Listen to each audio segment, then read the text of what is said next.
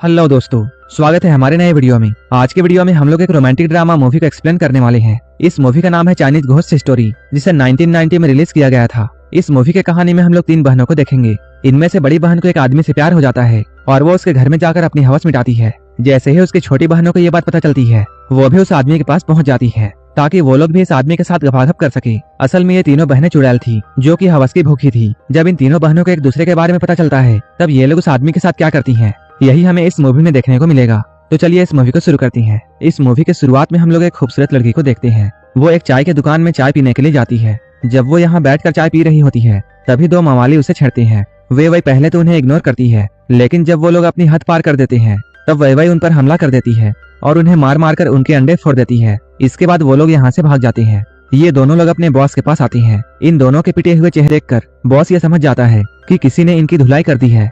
उनका बॉस उनसे गुस्से में ये पूछता है, तुम्हें कितने आदमियों ने मिलकर मारा है? तब वो लोग जवाब देते हैं, हमें किसी आदमी ने नहीं बल्कि एक लड़की ने मारा है। ये सुनकर बॉस को बहुत गुस्सा आता है और वो अपने कुछ आदमियों को लेकर वैवई को मारने के लिए जाता है। लेकिन जाते हुए उन्हें रास्ते में लीसू मिलती है। वो लोग लीसू से वैवई का पता पूछते हैं। लीसू इन लोगों से कहती है, मैं उसकी बड़ी बहन हूँ और उसने जो भी कुछ गलती की है मैं उसकी भरपाई कर दूंगी। बॉस पूछता है, तुम भरपाई कैसे करोगी? तब लीसू से कहती है, मैं अपनी अदाओं से तुम्हारे गुस्से को ठंडा कर सकती हूँ। लीसू की यह बात सुनकर सभी लोग एक लाइन में लग जाते हैं ताकि वो लोग लीसू के जिस्म के जलवे देख सके। इस पर लीसू इनसे कहती है, मैं तुम पांचों को अकेली नहीं संभाल सकती हूँ, इसलिए मैं अपनी सहेलियों को बुला लेती हूँ। जैसे ही लीसू की सहेलियां यहाँ आती हैं, ये पांचों लोग उन्हें देखकर बहुत खुश होते हैं। ये लोग एक एक लड़की को उठाकर जंगल में मंगल करने के लिए चले जाते हैं। लेकिन जब ये मवाली उन लड़कियों के साथ संबंध बना रहे होते हैं, तभी वो लोग ये देखते हैं ये सारी लड़कियां भयानक मूर्तियों में बदल जाती हैं। ये देखकर ये लोग बहुत डर जाते हैं और यहाँ से भाग जाते हैं। उन्हें यहाँ से भागता हुआ देखकर वैवई और उसकी बड़ी बहन बहुत खुश होती हैं। कुछ देर के बाद इनकी बड़ी बहन कामदेव के मंदिर में जाती है।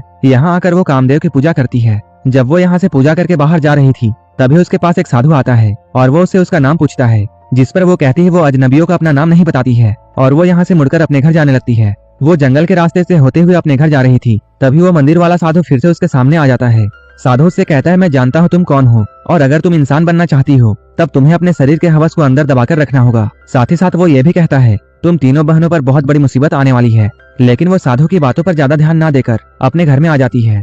घर आकर वो अपनी बहनों को साधु के बारे में बताती है। ये लोग एक दूसरे से बातें कर ही रहे होते हैं, तभी इनकी पड़ोसन मिस वोंग यहाँ आती है। वो यहाँ आते ही तीनों बहनों को गालियां देना शुरू कर देती है। असल में वो तीनों बहनों की खूबसूरती से बहुत जलती थी और उसे ऐसा लगता था जैसे ये तीनों बहनें मिस्टर वोंग को अपनी खूबसूरती के जाल में फंसा लेंगी, जबकि ऐसा कुछ भी नहीं था। मिसेज वोंग जब अपने घर में आती है, तब वो अपने पति से भी झगड़ा करती है और वो तीनों बहनों से अपने पति को दूर रहने के लिए कहती है। इधर हम लोग इन तीनों को देखते हैं। ये लोग अपने देवता के सामने बैठकर ध्यान कर रही होती हैं, लेकिन ध्यान करते हुए इनके दिमाग में मर्दों का ख्याल आने लगता है और ये लोग अपनी हवस मिटाने के बारे में सोचती हैं, जिसके कारण ये लोग ध्यान नहीं लगा पाती हैं। असल में ये तीनों बहनें चुड़ैल थी और ये लोग कई सालों से इंसान बनने के लिए कड़ी तपस्या कर रही थी। कुछ देर के बाद रात हो जाती है और ये तीनों लोग आराम से सो रहे होते हैं। तभी इनमें से सबसे छोटी बहन जग जाती है क्योंकि उसे बहुत बुरे सपने आ रहे थे। इसके बाद वो बाहर घूमने के लिए जाती है, लेकिन जब वो बाहर आती है तब वो देखती है लीसू खुले में ही नहा रही है और वो साथ ही साथ अपने अंगों को भी सहला रही थी। लीसू की खूबसूरती और उसके भीगे बदन को देखकर वैवई को भी फीलिंग्स आने लगती हैं। तभी वैवई भी लीसू के पास पहुंचती है और वो भी उसके साथ नहाने लगती है। तभी इनकी बड़ी बहन की नींद खुल जाती है और वो अपनी बहनों को यहाँ नहीं पाती है। जब वो बाहर निकलकर देखती है, अब वो इन दोनों को साथ में नहाता हुआ देखती है। इन दोनों को ऐसा करता हुआ देखकर वो भी गर्म हो जाती है, लेकिन वो अपने हवस को दबा लेती है क्योंकि उसे जल्दी से जल्दी इंसान बनना था। अगले दिन इनमें से बड़ी बहन जंगल में जाती है और वो देखती है कुछ बदमाश एक आदमी का पीछा कर रहे हैं। तभी वो यहाँ आकर सभी बदमाशों को अपनी शक्तियों से मारती है और उन्हें यहाँ से भगाकर उस आदमी की जान बचा लेती है। इस आदमी का नाम जॉन था। वो यहाँ भागते हुए काफी जख्मी हो चुका था, इसलिए फैफे उसे छोड़ने के लिए उसके घर तक आती है। जॉन का घर काफी बिखरा हुआ था। जब जॉन फ्रेश होने के लिए जाता है, तब फिर से फैफे अपनी शक्तियों का इस्तेमाल करती है और सारे सामान को अपनी जगह पर रख देती है। जब जॉन बाहर आता है, तब वो अपना साफ सुथरा घर देखता है और वो फैफे को थैंक यू बोलता है। फैफे उसे बोलती है, आज के बाद मैं तुम्हारे घर आया करूंगी और यहाँ आकर मैं तुम्हारे सारे काम कर दूंगी। जिस पर जॉन उसे कहता है, मेरे पास इतने पैसे नहीं है कि मैं तुम्हें काम पर रख सकूं। उसकी बात सुनकर फैफे उससे कहती है, मुझे पैसों की कोई भी जरूरत नहीं है, मैं तो बस तुम्हारी मदद करना चाहती हूँ। फैफे अब जॉन को पसंद करती थी, इसलिए वो उसके सारे काम करना चाहती थी। इधर हम लोग वैवई और लीसू को देखते हैं, जो कि अपनी बड़ी बहन का वेट कर रही थी क्योंकि वो सुबह से घर नहीं लौटी थी। कुछ देर के बाद फैफे घर में वापस आती है, लेकिन वो यहाँ अपनी बहनों को जॉन के बारे में कुछ भी नहीं बताती है। इसके बाद वो एक दिन अच्छे से तैयार होकर जॉन से मिलने के लिए जाती है। सबसे छोटी बहन को उस पर शक होता है, इसलिए वो उसका पीछा करने लगती है। तभी वो देखती है उसकी बड़ी बहन एक झोपड़ी के अंदर जाती है। कुछ देर के बाद जब वो जॉन के घर से निकलती है, तब वैवई जॉन के घर में जाती है ताकि वो ये बात जान सके कि उसकी बड़ी बहन यहाँ क्यों आती है। जॉनी यहाँ बाथरूम में नहा रहा होता है। वह उसे अचानक देख लेती है और उसे देखकर बहुत घबरा जाती है। जब जॉन की नजर उस पर पड़ती है तब वो उसे भला बुरा कहकर अपने घर से भगा देता है। जिसके बाद वह रोते हुए अपने घर में आती है। उसे रोता हुआ देखकर लिसु उससे कारण पूछती है। इसके बाद वह लिसु को जॉन के बारे में सब कुछ बताती है। उसकी पूरी बात को सुनकर लिसु को बहुत गुस्सा आता है और वो अपनी तलवार निकालकर जॉन को मारने के लिए निकल जाती है। वो जॉनी के घर पहुंचकर उस पर हमला कर देती है। वो उसे मारने के लिए कई बार करती है, जिससे बचने के लिए जॉन उस पर पानी फेंकता है और उसके बदन को गीला कर देता है। जैसे ही जॉन लिसु के भीगे हुए कपड़ों को देखता है उसकी हवस जाग जाती है। वहीं इधर लिसु कब से ये सब चाह रही थी। इसके बाद ये दोनों करीब आते हैं और एक दूसरे को नोच कर और दांत काट कर खूब प्यार करते हैं। घपाघप करने के बाद जब लिसु घर में आती है तब वह जॉन के बारे में उससे पूछती है। तब लिसु उससे कहती है, मैंने उसे जान से नहीं मारा, लेकिन मैंने उसे अधमरा कर दिया था और उससे कहा था दोबारा तुम ऐसा मत करना। ये सुनकर वह को बहुत बुरा लगता है और वो जॉनी की इस हालत के लिए खुद को जिम्मेदार मानती है। इसके बाद वो जॉन के घर में आती है ताकि उससे माफी मांग सके।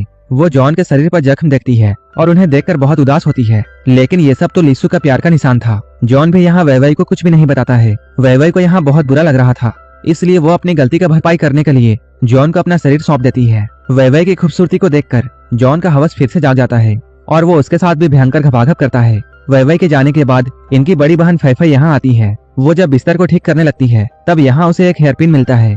फैफई के पूछने पर जॉन उससे कहता है, मैं ये तुम्हारे लिए लेकर आया हूँ। और वो कहती है, तुम मुझसे झूठ बोल रहे हो क्योंकि ये तो मेरी बहन का है। तब जॉन उसे सारी सच्चाई बताता है और वो उससे माफी मांगता है। तब फैफई कहती है, मैं तुम्हें एक शर्त पर माफ कर सकती हूँ, तुम्हें मेरे साथ भी वैसा ही घपाघप करना होगा जैसे तुमने मेरी बहनों के साथ किया। और इतना कहते हुए वो भी अपने कपड़े उतार देती है। इसके बाद जॉन उसके साथ भी मैच खेलता है। हम लोग तीनों बहनों को उनके घर पर देखते हैं। ये लोग यहाँ खाना खा रही होती हैं। ये लोग साथ तो बैठी हुई थी, लेकिन एक दूसरे से कोई भी बात नहीं करती हैं। अपनी बहनों को नजरें चुराता हुआ देखकर फैफई उनसे पूछती है, आखिर तुम लोगों को क्या हुआ है और तुम दोनों ऐसे अजीब बर्ताव क्यों कर रही हो। जिस पर वो दोनों बहनें ये कहती हैं, हमने जॉनी के साथ घपाघप किया था। इस सच्चाई को सुनने के बाद फैफई भी उन्हें सब कुछ सच बता देती है। वो कहती है, मैंने भी जॉन के साथ जिस्मानी खेल खेला है।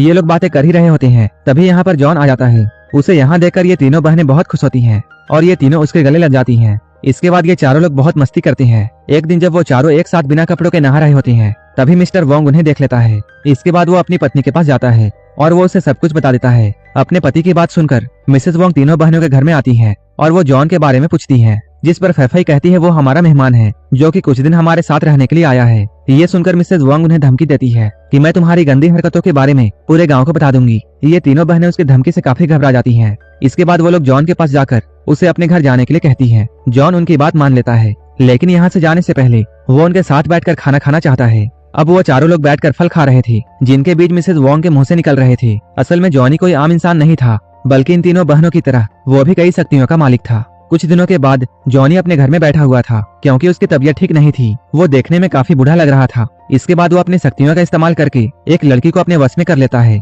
उधर हम लोग तीनों बहनों को देखते हैं जिनके शरीर में अचानक बाल उग आए थे।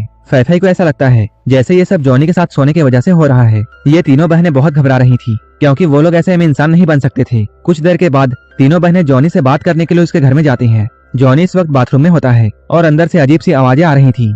जब तीनों बहनें बाथरूम में देखती हैं तब सामने का सीन देखकर ये तीनों बहुत डर जाती हैं और उनकी आंखें खुली की खुली रह जाती हैं क्योंकि जॉन एक भयानक शैतान में बदल चुका था और वो उस लड़की को जिंदा खा रहा था जिसे उसने अपने बस में किया था। जॉनी का भयानक रूप देखकर फैफई उस मंदिर वाले साधु के पास जाती है और वो उससे मदद मांगती है। साधु उससे कहता है, मैंने तो तुम्हें पहले ही कहा था कि तुम्हें अपने हवस को दबाकर रखना है, लेकिन तुम ऐसा नहीं कर पाई। जब फैफई उसे और भी रिक्वेस्ट करती है तब साधु उसे जॉन से छुटकारा पाने का उपाय बताता है। इसके बाद ये तीनों बहनें घर में आकर जॉनी का एक पुतला बनाकर उस पर काला जादू करती हैं। इस जादू का जॉनी पर जल्द ही असर होने लगता है। जॉनी भी अपनी शक्तियों का इस्तेमाल करके ये समझ जाता है कि उसके साथ ये सब क्या हो रहा है और कौन उस पर काला जादू कर रहा है। इसके बाद वो तुरंत यहाँ पहुँच जाता है और इन तीनों बहनों से लड़ाई करता है। इसके बाद वो इन तीनों को अपने बस में कर लेता है। जैसे ही वो लोग इसके बस में आती हैं, ये तीनों अपने कपड़े उतार देती हैं, लेकिन तभी अचानक साधु यहाँ आ जाता है और वो इन तीनों बहनों को जॉन के जादू से आजाद करता है। आखिर में साधु अपने शक्तियों का इस्तेमाल करके जॉन को मार देता है। इसके बाद इन तीनों बहनों को अपने किए का पछतावा होता है। असल में जॉनी एक बूढ़ा राक्षस था जो कि लड़कियों के साथ संबंध बनाकर जवान और तंदुरुस्त रहता था। जहाँ कहीं भी लड़कियों की हवस जागती थी, जॉनी वहाँ पहुँच जाता था।